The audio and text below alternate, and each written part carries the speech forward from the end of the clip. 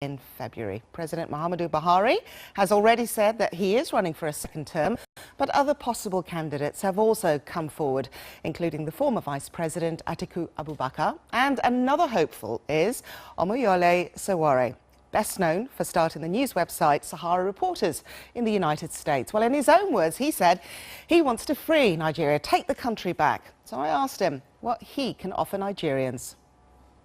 You should be expecting an African president. So I'm pitching to the entire African continent that it is time for young people in Nigeria to reclaim their country.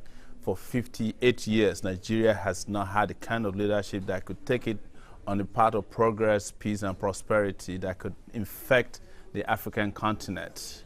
So Nigeria, 198 million people, need a leader with fresh vision, and a leader that can pull Nigeria from poverty into prosperity and to put the Nigerian economy on track in such a way that it works for Nigerians, not outsiders.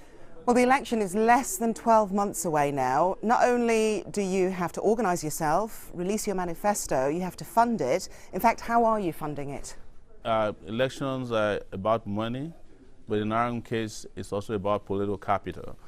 We've come with huge political capital, but we're also raising money online, disruptively. We've raised quite some money on GoFundMe, which is happening for the first time, and an African president is raising money from Nigerians all over the world in a transparent manner, such that they can track it and they can own it. And we are not going to practice the politics of the old, where people package rice, beans, and some piece of clothing and give them out as handouts so as to buy people's votes and conscience.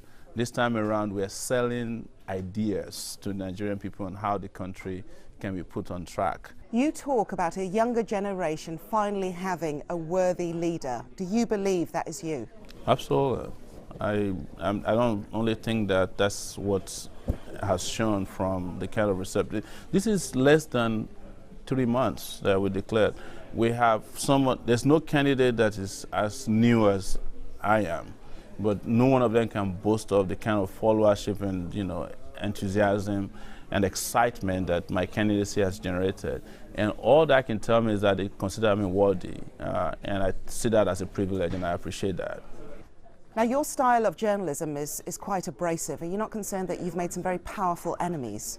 I've been making enemies since I was in the university as a student activist. So it's not about the powerful enemies, but I'm more interested in our powerful friends now.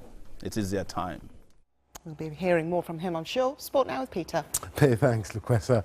And let's start with reports reaching the BBC that the